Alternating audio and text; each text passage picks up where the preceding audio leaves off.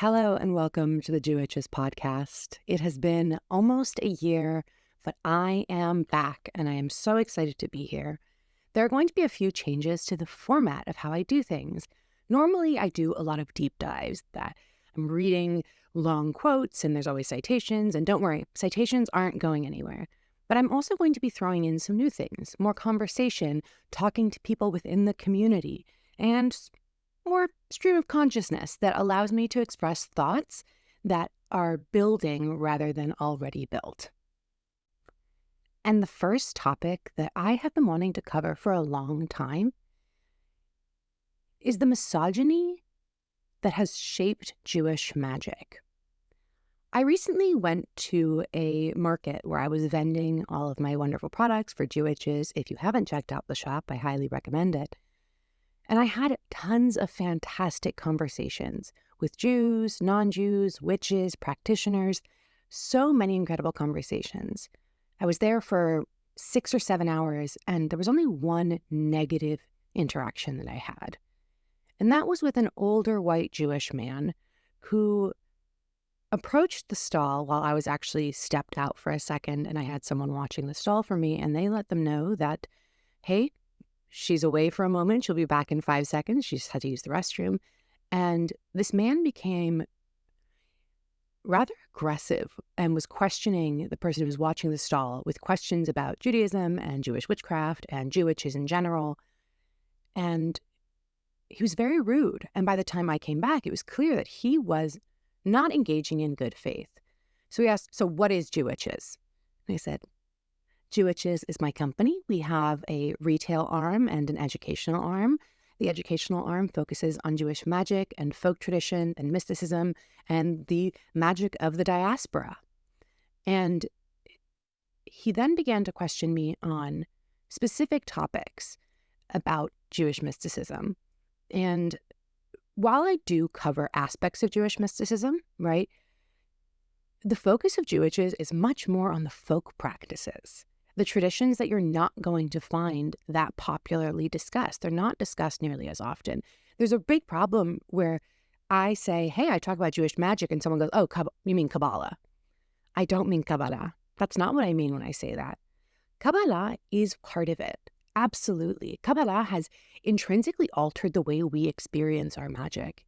It is a catalyst for a tradition that was born and received and changed so much. I mean, there's entire texts on the magic before the rise of Kabbalah and the magic after.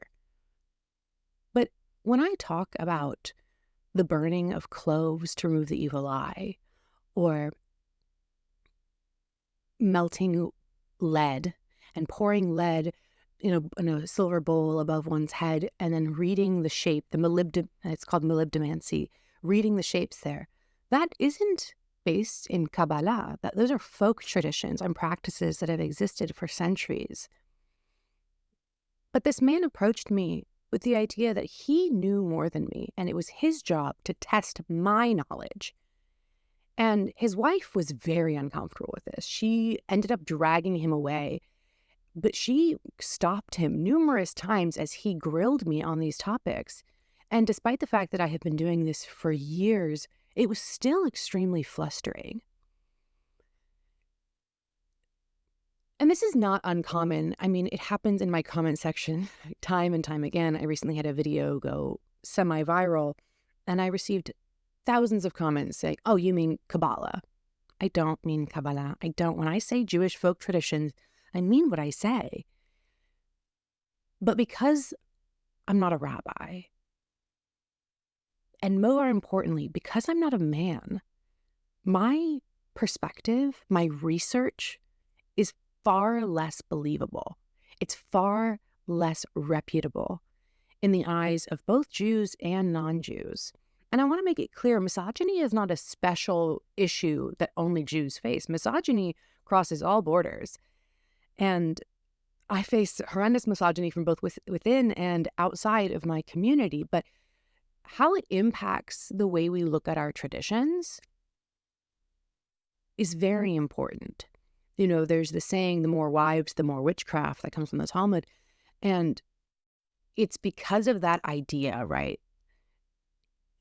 that women's practices are looked down upon, even when those are the practices that kept our communities alive for so long. There is a false notion that the true center of Jewish life is in the synagogue, but that is false. It is not true. Jewish life lives in the home. And historically, who ruled the home? It was the women.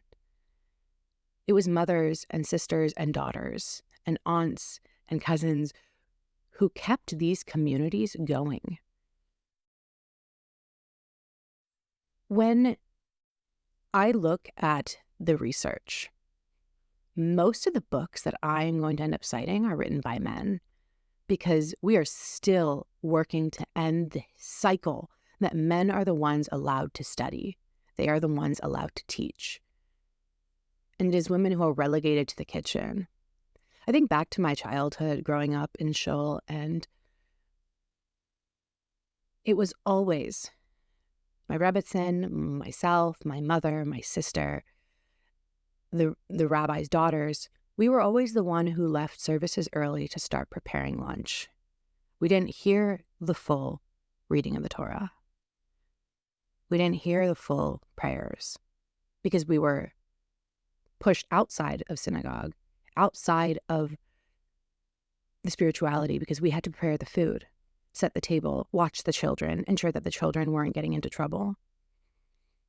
I had a very full Jewish education, but that doesn't mean that I don't think back to these things and wonder, what would it have been like had I been afforded the privilege of being able to learn in a way that is not given to girls historically?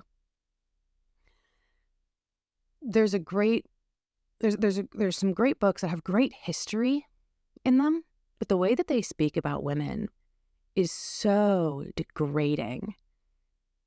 And then by extension, the practices that these women did, even though these are the practices that we carry and have carried for centuries,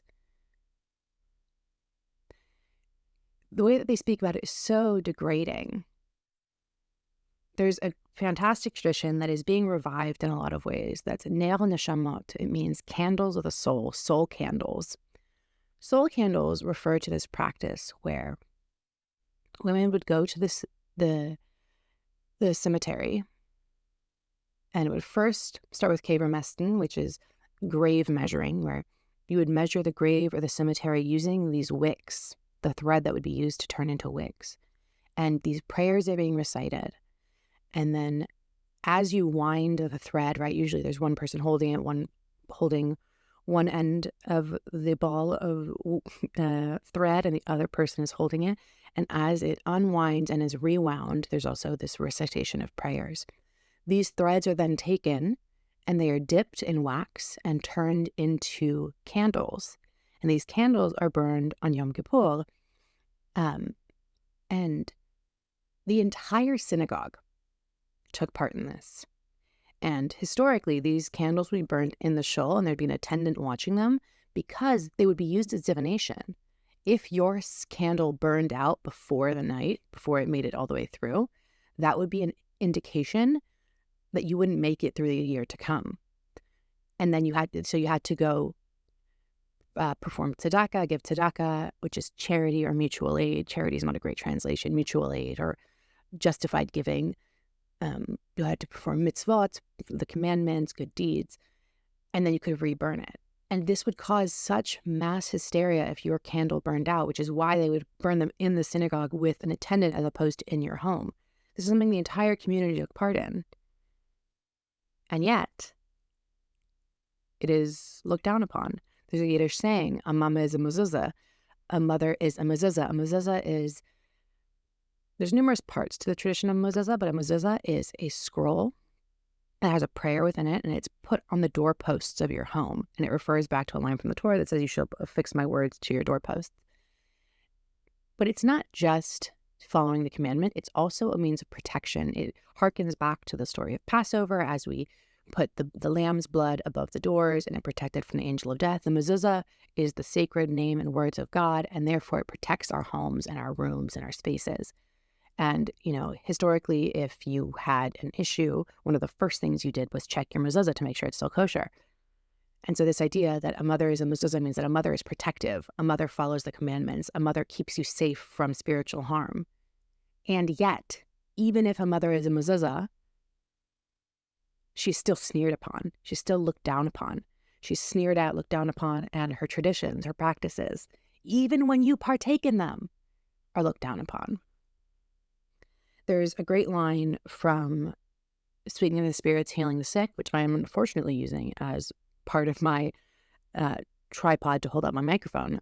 Otherwise, I would quote it directly, which is talking about who did these magical cures, who took care of women and children when they were sick and ill and harmed. And they ask, was it the Hachamim, the rabbis, the learned ones, the blessed ones? And this book interviews Jewish Sephardic women from across the diaspora. And this woman goes, no, this was this work of women. This was the work of women. This was not the work of the rabbis. They looked down upon it. And so I encourage us all to look towards our traditions and see how we engage with them.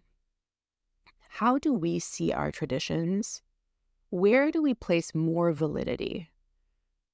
Do you say that for example, the amulets that were written by a man have more validity than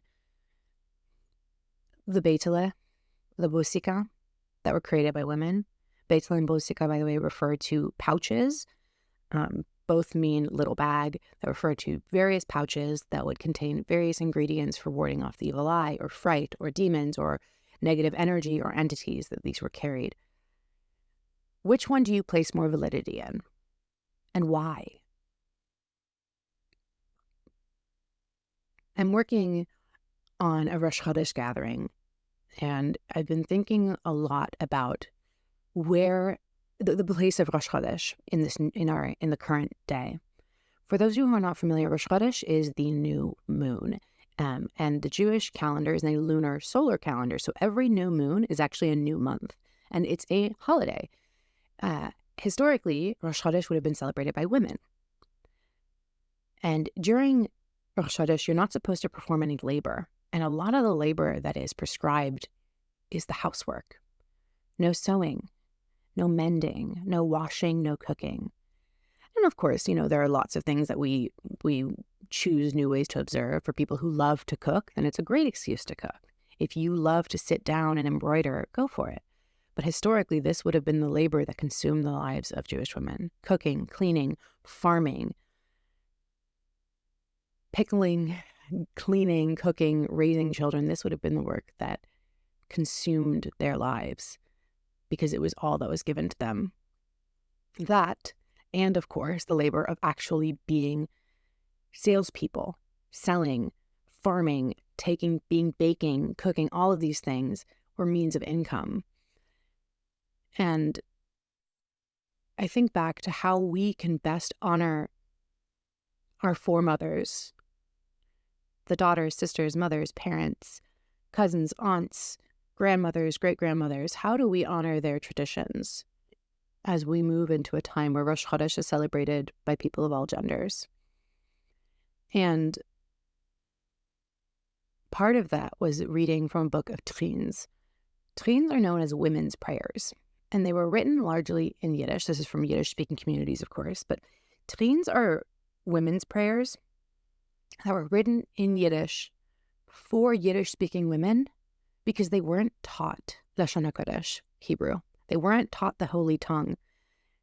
And so because of how vital spirituality was and Judaism is to Jewish women, they said, fine, you won't teach us the Hebrew prayers, we'll write our own. And they wrote them for the parts of life that would impact them. Births, deaths, new moons, times of fear, times of worry. And there are so many beautiful trines, but most people are not taught about them. Most people, even the descendants of the people who would write these trines, are not taught about them. They have been erased from so much of our history because it was considered, well, the stuff of women. And the stuff of women is relegated to the history books, but not to the blackboard. It's not what's being taught. Sure, you can find a citation on it, but then what? So as I come back to podcasting, I wanted to think about what are these things that I feel are so important. And I've talked about misogyny that I've faced a lot before. You know, if you watch my Instagram stories, which I'm always active on there. I wish there was another way that I could be as active as I am on Instagram stories. But I talk about it a lot. I show the comments that I get, the hate comments, the threats, the things that people think will be left in the shadows, but will not be. And I really wanted to bring this to light and talk about how important it is to acknowledge the work of women historically, how women are seen as more spiritual. And that's, there's this idea that in Jewish tradition that Jewish women are inherently more connected to Hashem, and that's why women are not obligated to wear a kippah. That's why women are not obligated to put on tefillin, while Jewish men are obligated to wear a kippah. They are obligated to wear tefillin because they need that reminder of Hashem, while Jewish women don't need that reminder. And how that has been used as an excuse for centuries to leave women out of Jewish life, and to leave women out of Jewish spirituality, and to leave them out of magic. And yet to turn around and say, oh, the more wives, the more witchcraft. Women are much more likely to partake in idolatry. Or, this one is always something that gets me, women are much more likely to give the evil eye. But actually it's men, learned men, who have the most powerful evil eye. I'm working on a course on Judaism and the evil eye, and I just wrote about this portion where there's stories in the Talmud of learned men who turn people to bones, piles of bones with nothing but the evil eye. And yet they still turn around and say, oh, well, it's jealous women who are much more likely to give it. And it's nothing more than misogyny, repackaged as spirituality. And I want us to all be aware of that as we move through the journey of Jewish spirituality, as we learn, as we grow, as we experience Jewish magic, as we experience the cycles of the month, the year, as we watch politically and socially the world, we are aware and conscious of how misogyny impacts us, how it impacts what we view as valid magic versus invalid magic, how we draw the lines between taboo and accepted, and historically why we choose always to value the words of men over the experiences of women. On that note, I want to say thank you to everyone who's listening. I really, really appreciate it. If you have patronized the shop at any point in this last year, thank you so much. If you've left a comment or a like on a post of ours, thank you so much. Please feel free to leave a comment below and suggest episodes that you'd like to hear. We have a great season planned for you. And by we, I use the royal we, it's just me. But I do actually have some guests. The plan is that I have 6 episodes recorded before I release this one. So you will have at least 3 months of episodes, one being released every other week. I will be working on some mini episodes so I can get those going. I know some people really enjoyed those as well. With that note, thank you all so much for listening. I will see you all next time. Goodbye.